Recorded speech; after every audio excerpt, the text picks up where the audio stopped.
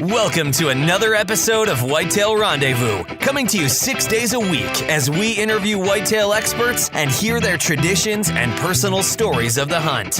Learn more about the latest gear, discover proven tips, and the latest strategies so you can make your next hunt a success. Now, here's your host, Bruce Hutchin.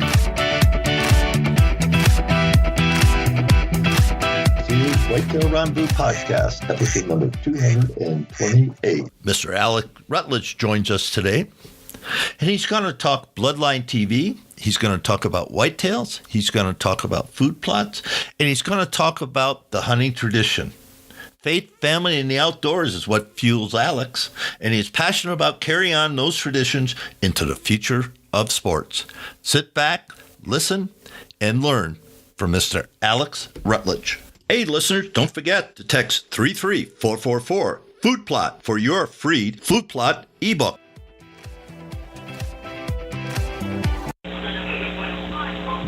Hello? Hello, can you hear me, Alex? Yeah, I got you. Hey, how are you? I'm fine. You're on Mountain Time, I guess. Yes, sir. This'll work. I'm ready, buddy. Is this going to work for you, sir? Yes, sir. This will work. All right. What state are you in? I forget. I'm in Missouri. Okay, so it's 6 o'clock or? No, it's 5 o'clock here now. Okay. I'm not going to cut into your dinner time since we had the little mix-up, am I? No, I just thought it was 4 o'clock Central Time, but I'm all right. Yeah. How long is it going to take us? 30 minutes. Okay. Let's do it. If I don't talk long, and if you anyway, just so I get my talking points down, 3 things you're passionate about that you want to make sure come out in the show. Okay. 3 things I'm passionate about is getting inside their heads, getting inside of whitetail mature bucks' heads, their minds. Okay. Next thing is calling whitetails. Okay. And food plotting. I'm a big advocate of food plotting and managing my properties. Okay. And how do you want me to introduce you? I am the host and founder of Bloodline TV. I've been in the outdoor industry for going on 30 years this coming September. I am also the youngest man to ever be inducted into the Legends of the Outdoors National Hall of Fame. In 2007, right? 2007, that's correct. Wow. Yeah, we'll touch on that. And I can't tell you how many Pope and Youngs I've killed because I don't keep track. I never have. But I know I'm probably, I'm just going to guess 30 to 50. Wow. And then your faith, how do you want me to work that in, or are you just going to take care of that? I'm a Christian. You know that, Bruce. Yeah, yes, sir. Yeah, I want you to touch on that, too. Yeah. Okay, so however you feel you want to work that in, just do it. Okay, well, I speak at churches all over the United States. They book me everywhere to speak at churches, to talk hunting and share my testimony, yeah. Right. And so however, we talked about it when you were on the show a year ago or whatever. Yeah. So I'm good with that. However you want to work that in. It sounds great, I'm man. Fine with it. Yeah. All right, let's do this thing. I'm going to count it down, 5, 4, 3, 2, 1. Then I'll introduce you. Okay. Then we're going to talk about Bloodline. Then I'll ask, how do people get in touch with you guys? Social media. Okay. Then we'll do more of the show. We'll get to the end. You give shout-outs. Then I'll close the show. Make sure, and I'll cut it off. Make sure it's recorded. Then I'll call you back and say, hey, everything's good. Thanks so much. And that'll be it. Awesome, Bruce. All right? And I'm rolling. So do you have 30 minutes now? Yeah, I do have 30 minutes. We'll make it work. Yep. All right, let's do it. 5, 4, 3, 2, 1. Welcome to another episode of Whitetail Rendezvous. This is your host, and I'm heading to Missouri today. Well, actually, it's late afternoon, and I'm going to visit with Alex Rutledge. Alex is the host and founder of Bloodline TV. He's also a 30-year professional hunter, and I don't want to say activist, but he's iconic. Let's just leave it that way. He's iconic in the outdoor industry. Alex, welcome to the show. Well, thank you again for having me on the show, man. Congratulations on a successful show. I've been following you guys, and, man, you've got all kinds of different speakers and hunters on your show, and I just want to commend you for that. Well, thank you for that, and coming from somebody like you and listeners, Alex is also the youngest member to be inducted in the Legends of the Outdoors National Hall of Fame, and that took place in 2007. Alex, let's just start right there. What was that all about, and why did they elect you as the youngest member? Well, I guess, the first thing I want to say, I'm very humbled by being inducted into this great organization. I know several of the people that's been inducted, and I also know the founder of Legends of the Outdoors, Mr. Gary Mason. I was nominated by another friend, Tommy Garner, who also has a radio talk show, and he produces TV shows and videos, etc. And what they look for in these candidates is people in the outdoor industry that has given to the industry and set themselves aside to help others. And what you stand for also attributes to being selected or nominated. So, as I'm very bold about saying this, I'm very proud to be a Christian. In this world today we're in, you're seeing more and more people becoming followers of Christ. And that's part of the whole mission statement of what Bloodline was created about. But that being said, those attributes is what's helped get me selected and nominated and chosen and inducted. Wow. And how many members are there in this Hall of Fame? I really can't tell you. I think they induct 5 to 7 a year every year, and it usually happens in August. Excuse me, around August 14th, that weekend. That's my mother's birthday, by the way. She's no longer with us, but anyway. Some of the people that's been inducted are people like Hank Parker, Bill Jordan, Toxie Hayes, Fox Hayes. A lot of the pro fishermen have been inducted. Guido Hebden, I believe, has been inducted. He's one of the pro fishermen, other than Hank Parker. And it's a very prestigious attribute, I guess, to be nominated and to be chosen. Again, I want to reiterate, I'm very humbled to be chosen because all I've ever wanted to do in this industry is to help people become better at hunting. And, being employed by Hunter Specialties for 24 years, and I left them in 2010 to start a new journey with Bloodline TV. And it was like God called me. It felt like he was talking to me. Hey, the industry needs men of God in this industry to be good examples, to show people that it's not all about a red Solo cup or a cold beer in the hand. It's about being men of God and being good examples and role models for our generations to come, our youth. So that's the whole mission statement of everything we're doing at Bloodline. Thanks for that, and well said. For the listeners that haven't tuned in, talk to me about where Bloodline can be found, how people can connect with you guys on social media, what channels you're on. So just share that information, please. Okay, Bloodline, you can go to www.bloodlineoutdoors.com, our website. We just updated it. Also, you can follow us on Facebook with Bloodline with Alex Rutledge. And the name of our show is Bloodline TV. We air on the Pursuit Channel 3 days a week. I don't know the exact air dates yet, but I know one of the air dates, our prime time air time, is Tuesday nights at 8 o'clock p.m. Eastern Time. That's a very prestige airtime, by the way. Again, very humbled to have our show aired during that time. We have a new production company that's producing our show, and it's Guided Ships Media, which is Heath Painter and his co-host, Sam. They're doing a great job. I'm excited about all of our viewers that follows us and watches our show. You're going to really, really like the new style of the show. We've changed it a little bit, and the editing is phenomenal.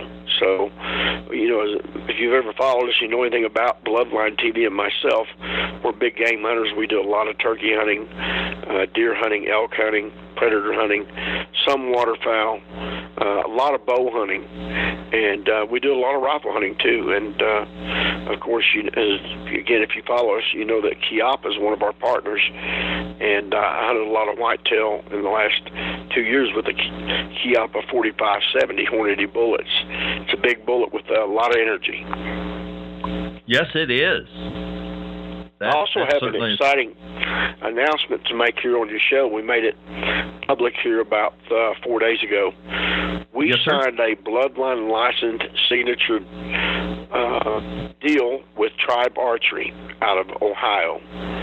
Tribe Archery is American-made bows. They're a Christian-owned company, and they do everything from bow fishing bows to compound bows to recurves and traditional bows. They're doing a full line of Bloodline signature bows. So we're really excited about this.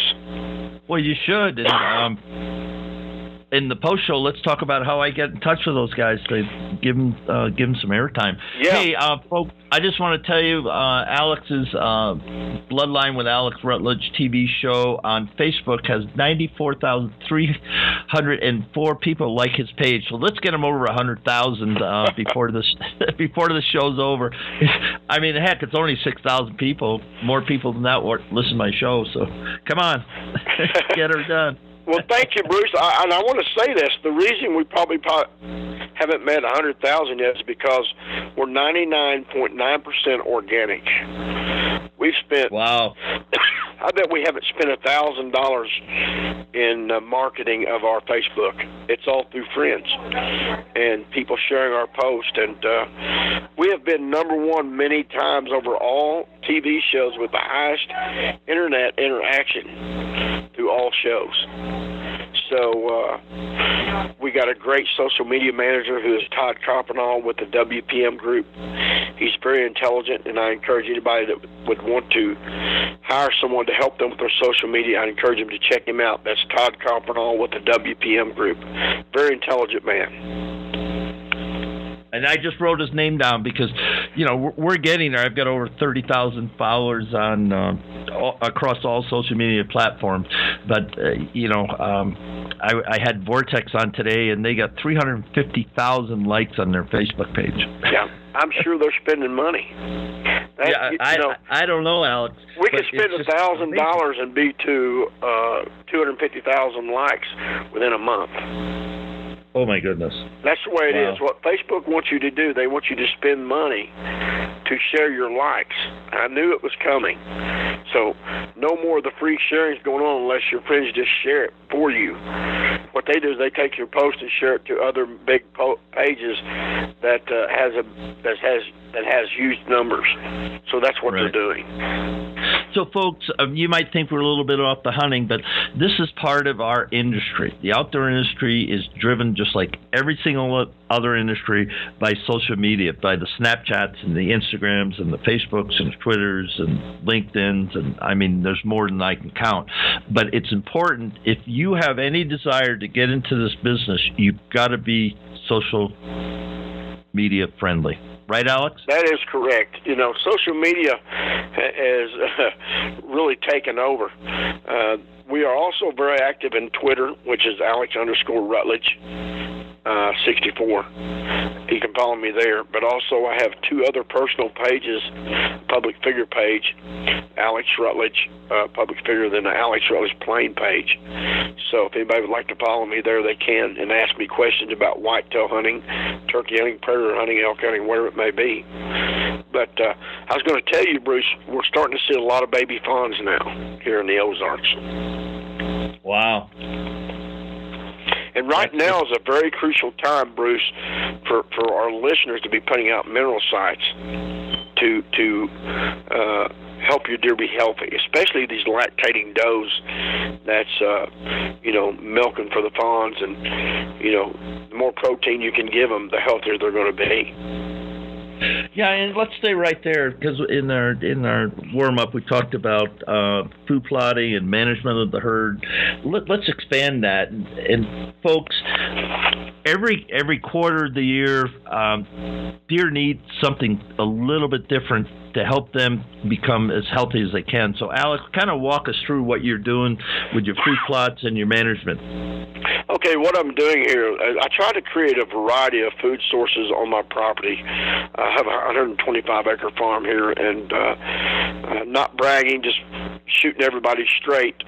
I had 25 bucks from 125 inches to 150 inches within bow range of me last year on this 125 acres. And the thing is, and why I say this is I want to encourage everybody to do what I'm doing. One of the smartest things I ever done was get involved with the Missouri Department of Conservation. They have a program called WHIP program, Wildlife Habitat Improvement Program. And what they do is they send a biologist in to look at your property to tell you you need to manage your timber. You need TSI over here. TSI means tree standing improvements. You need to take out dead trees, create clearings, create bedding sites, create watering holes. So once you do all that, you create the right habitat to hold turkey nesting, deer bedding areas. And what you do here is you just create a better habitat. That being said, with a variety of foods, one of the main foods that I have on my property is clovers. I try to plant 5 different blends of clovers. So the purpose behind the clovers is protein. And if anybody knows much about deer love clover. And they're going to get all the protein they need there, along with feeding your deer. Another thing I like to do is feed my deer through the winter months and during the rut. Now, I have a sanctuary area on my farm, excuse me, that I don't hunt within 400 yards of it. And these deer eat high-protein feed. And a deer can only consume, according to biologists in their studies, 19% protein. A lot of these foods that you can buy for deer, say it's got 23%, 26%, well, so much of that's going to go to waste. But the key thing is to shoot the protein and the fats to these deer to create a healthier deer herd. So once you have a healthier deer herd, you're going to see a more aggressive rut on your property as well. What my wife and I are doing right now, Bruce, is we've been selective cutting some of my timber on our property to create extra income, but also we're taking out the dead red oaks that are dying, and we're also taking any trees that are within 10 feet of each other, taking out the weakest tree. When we take out that weakest tree, the other timber will get more sunlight and the timber will grow faster. Therefore, if the timber growing faster have healthier standing timber, it will create more mass for the deer to eat. Red oak acorns, post oak acorns, white oak acorns, even blackjacks. So deer changes their diets just like we do. They crave different things just like you and I do. So it's important to create a variety of foods, whether it's food plotting or tree standing improvements, whatever it may be. And go back to that 10-foot. I hadn't heard that before, and I always like to come back around on something that I haven't heard before. Now, you said you take out the lesser trees or the minor trees or timber within 12 feet of the healthy trees. Is that what you meant to say? 10 feet, yeah. 10 feet, 10 feet. Okay. If I have, like, for example, I'll give you a good example. If there's 3 trees real close together, and I've seen 3 trees grow off of one stump, we will go in and take out 2 of the weakest trees. The trees that will not make a great mass-producing tree. So we're falling those trees and we're selling those logs and creating income for my family. So tree standing improvements, very crucial, especially if you have hardwoods, for management of your whitetail. And what also happens is these treetops that you leave behind makes great bedding for these deer and nesting for turkeys. Thanks for that. And the other part of it is by clearing, you make the opening larger, so then it's more sunlight, so the Correct. tree is healthier, and then it produces a better mass crop. Correct. Better mass crop, it'll be a healthier mass crop, and also the tree will grow faster by getting more sunlight. So listeners, I hope you're taking notes, because if you got timber and you got oaks and or you have trees that are producing like pomegranates or whatever, take to heart what Alex just said. Now, Alex, let's talk a little bit about managing your herd. Now we've got some supplements and we got some food plots. Now, how are we managing our herd so you've got your buck to doe ratio at a really good point? Okay, everybody's got different opinions, and biologists have different opinions. What I do on my property is, the first thing is what I attribute or contribute, I want to say contribute, that's attribute, contribute to being successful on my farm is that we do not harvest any does until after the rut.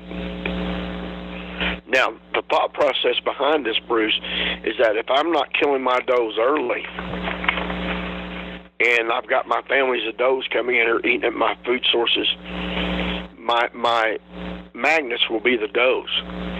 And usually the older does are the first ones that come into estrus. So if I'm out here shooting these does and these bucks are falling in behind them during the pre-rut, and I'm killing doe after doe, all I'm doing is educating these deer that may be coming in behind them. So I wait till after the rut to shoot my does. And the key thing, again, it's opinions. Most people say you want a 2-to-1 ratio. Like I told you earlier in the show, we had 25 bucks from 125 to 150 inches within bow range of me. It's nothing to see a dozen bucks a day hunting from a stand on my property. Now, also what makes my property so good is my neighbors next to me, they're on a management program too. And they feed and they food plot as well, and they plant a lot of high-protein foods. Soybeans is a great food to be planting right now to create that protein that you need during the summer months. And when the winter comes along, if you leave those beans standing, eagle beans is what we plant, but I have a high concentration of deer here. If you do not put electric fence around it, they will consume all the beans before they can ever mature. Wow. But what happens is if you protect your beans till the late season comes in, say if you got a high concentration of deer, you want to plant more than an acre. You want to plant 5 to 10 acres depending on the amount of deer you have. And what you do is electric fence it off. They got these new solar type ways to create electricity for your electric fences. Once you take that fence down, it's late season, these deer will pound those beans once they've died in the late season. It's a great hunting food plot for these beans.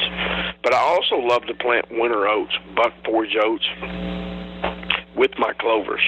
What happens is these buck forage oats and winter wheat, they create a cover for the clover during these hot temperatures. If I mowed my clover every week, just like mowing a yard, if it gets very dry, you will kill your clover out.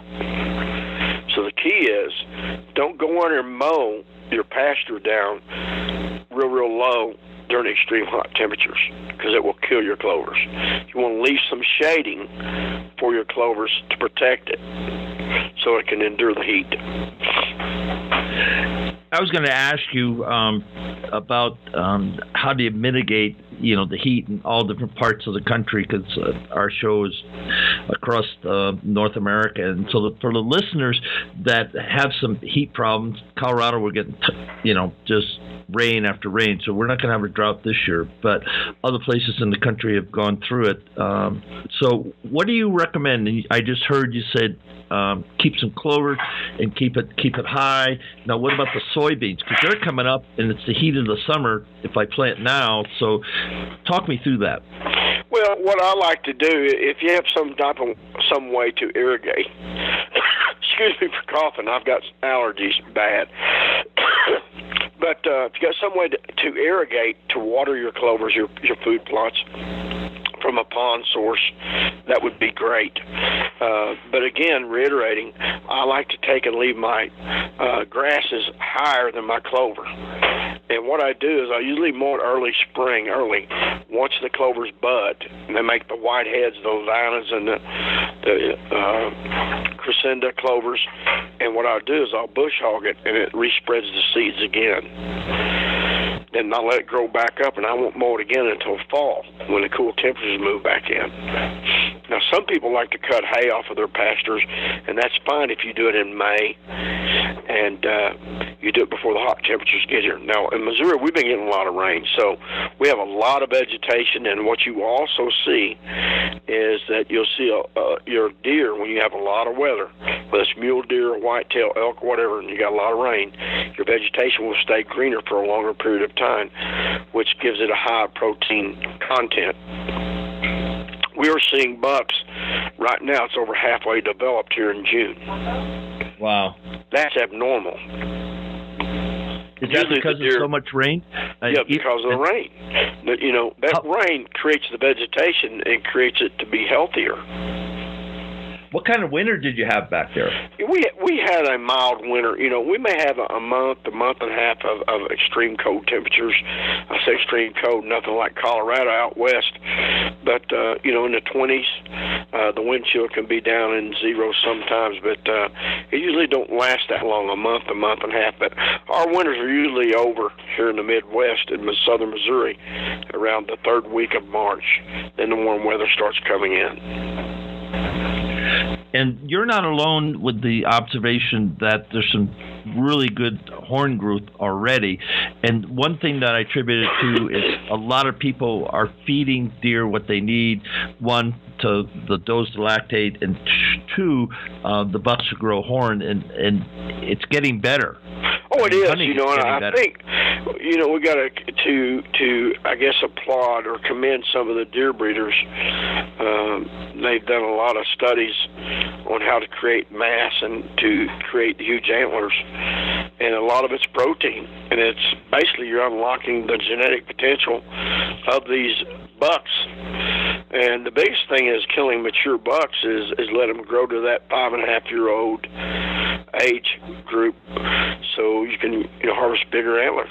So, to me, Bruce, harvesting any mature buck anywhere is a true success story. You know, I like to name my deer, and you'll see a lot of people starting to do that. Certain bucks, I'll call them the double eye guard buck, or twin towers, or the 6x6, or the Big 10, the Big Sky 8, or whatever. It becomes a game, and I love getting inside of these deer's heads and talking about calling, especially when the pre-rut gets here. I love to get inside their heads, and that's with doe bleating grunts, snort, sniff, wheezes, challenge grunts, aggravated grunts, growls, even a bark. I've called bucks in before and had them to actually make a barking sound, then go into a growl. You're not hearing a lot of talk about that, but I've what been does it sound like, Alex? Years. Excuse me? What does that bark sound like? Well, I can try to emulate it. It's kind of like the best you can. Then we call it a bark. Then it goes into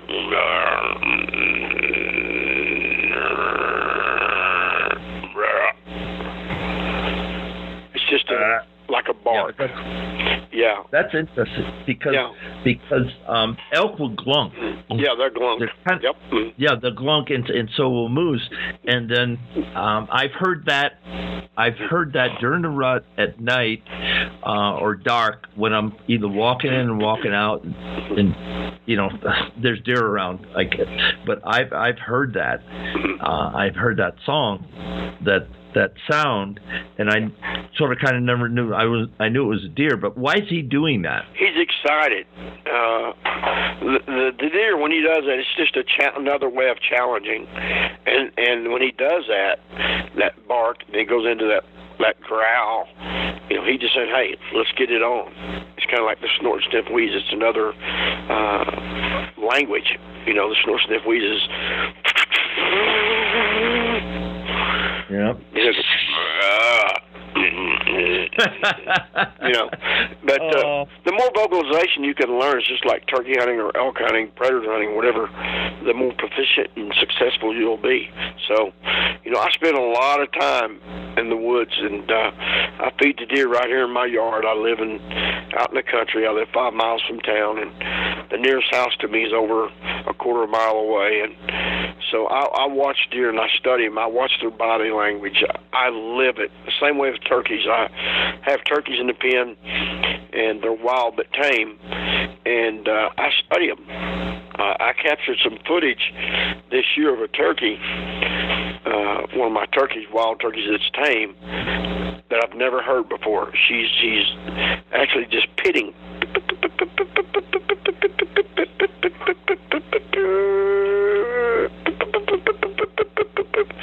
She was doing it right before he mated her. And I used that technique this year, and it helped me close the deal on a big gobbler and call him right into a logging road. So once you think you've learned it all and know it all, there's always room to learn. We're never done. Yeah, you're never done. But I love decoying too, Bruce. And if you remember the Hunter Specialties days, I was one of the first guys, and Greg Miller and Stan Potts, and we was some of the first guys to ever decoy. But I learned most of my decoying techniques from Greg Miller. So he was my mentor, and Stan Potts. But now, do you use buck and doe combinations or buck standing off? I do. I love to use a buck and doe combination, but if they're aggressive, I mainly use a buck. And what I like to do is face that decoy towards me. And what I do is create scent stations around that decoy, and you want to be scent free and clean, and you want to have that wind in your face. You want some kind of barrier behind you where they can't come in downwind of you. And one of the premier stand sites to set up in is a bluff behind you where they can't get around you, or a very high spot where the wind blows over the top of them. And here in the Ozarks, we have bluffs and we have very high spots. I've got a certain tree stand here on my property, in the middle of my property. It's on a very high spot, and the deer can never get the wind on me. And I must tell you, this ozonics thing is really, really a great product. I've got footage of bucks coming downwind, and I killed one of the oldest deer on my property year before last, and I shot him at 54 yards, and he come in with, 15 to 20 does, and I had does literally walking 10 yards downwind of me. I was inside of a shooting house, and he come in semi-quarter downwind of me, and I stroked him. But the deer was 11 and a half years old. My goodness. I had pictures of him from back in 2004. So to kill a deer like that, and I had pictures of him, like I said, in 2004, I only saw him in daylight 4 times in 11 years. And I saw him 3 times before I killed him 2 years ago. And that's on 120 acres, right? 125 acres. The deer won't score that good, Bruce. But let me tell you about him. He's 24 to 25 inches tall. He's 13 inches wide, but he's an old warrior. Oh, my goodness. Yeah. What a trophy. I mean, what an experience. And the listenership, you just heard what Alex said. He saw him how many times in the daylight? I saw him 4 times in 11 years, but I had pictures of him every year. And I saw him 3 times, 3 days consecutive before I killed him. He was on a routine. I think deer, once they reach a certain age, they become loners. Then after they get a little older, then they get back into making mistakes. He couldn't do without trying to find those does and coming into the food source, and that's what got him killed. Yeah. Wow. Amazing. Great stuff, Alex. Great stuff. And I live it, Bruce. You know. I know you do. I know you do, sir. Yeah. But it's and just it's my good life. stuff.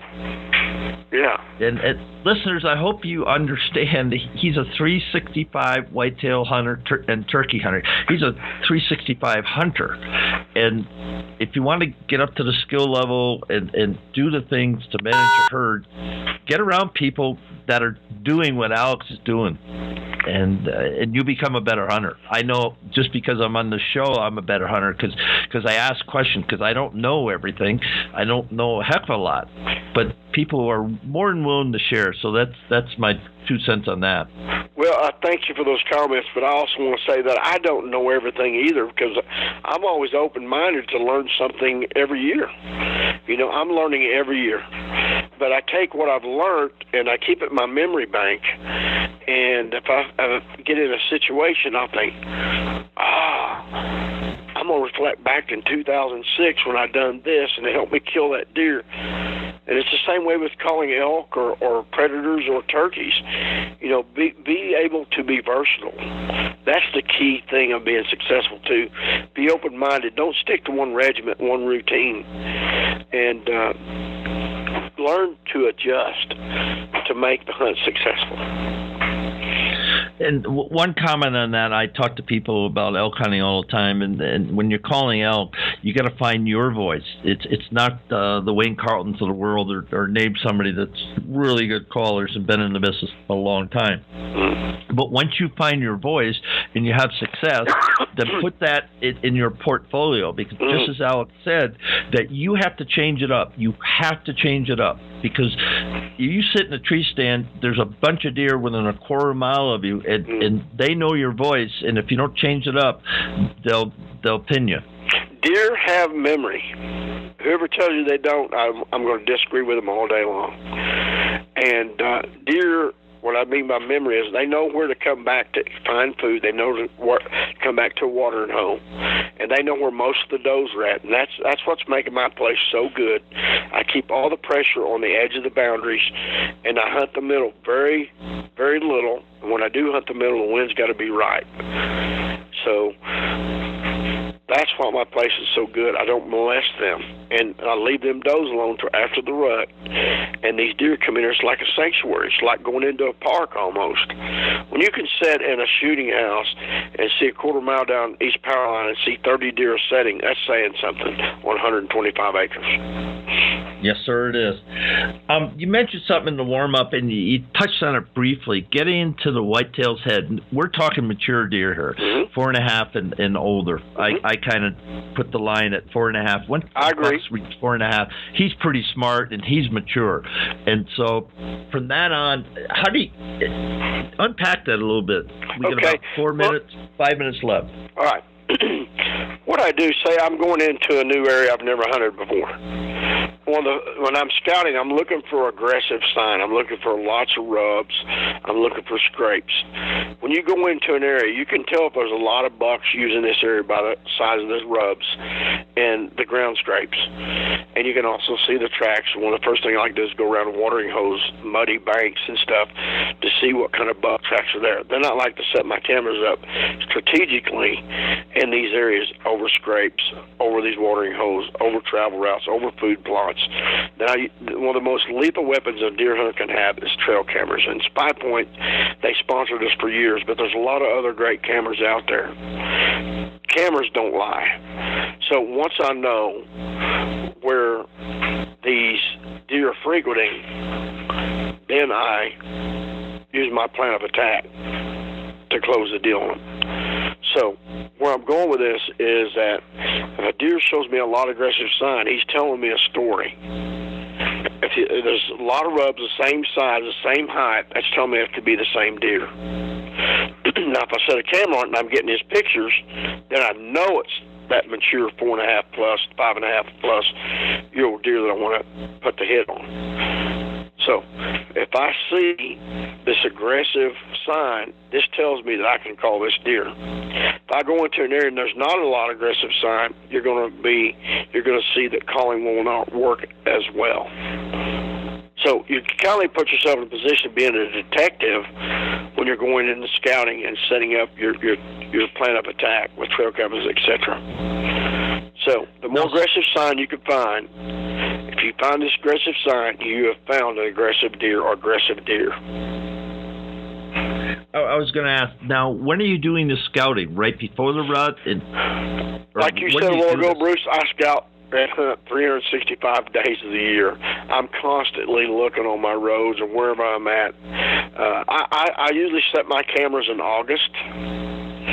I've actually got cameras still rolling right now through the summer months over watering holes, travel routes, etc., food plots, and I use them year-round, my cameras, pretty much. But I really pick it up into overdrive with my cameras in August. I'm just taking a note. Okay, listeners, you're not getting deer hunting 101 here. You're getting some advanced degrees, that's for sure. And Alex, I can't believe it, but we're bumping up at the end of the show. Our heart stops. So very quickly, give some shout-outs to whoever, and then we'll wrap the show. I'd like to thank everybody that follows us at Bloodline and everybody that takes kids hunting and shares the outdoors with children. We appreciate you doing that. And if you want to follow us, go to Bloodline with Alex Rutledge. Follow me on Twitter, Alex_Rutledge64. I've got 2 other Facebook pages. Go to www.bloodlineoutdoors.com to order Bloodline apparel. And if anybody out there would like to talk to us about being a partner with us, we'd love to hear from you.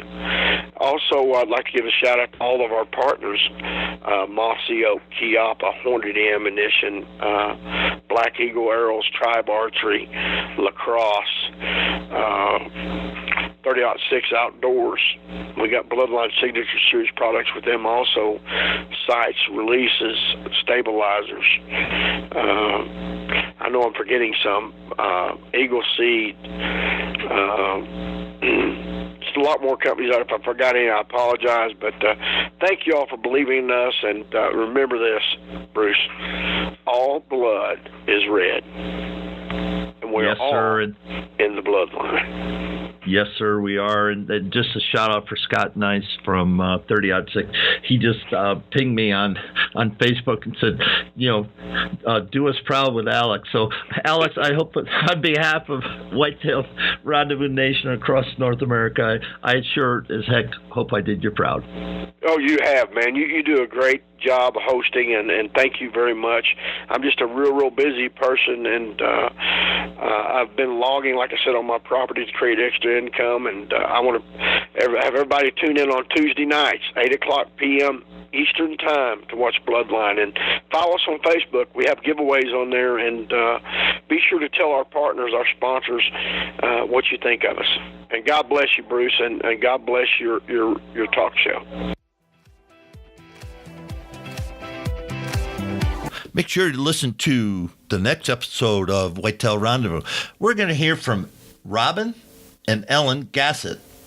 Now, Robin's a U.S. Army veteran. It's got a little place, 600 acres down in Kentucky, and he shares with disabled veterans and young people that have terminal illness. You're not going to want to miss this one, folks. It's pretty special.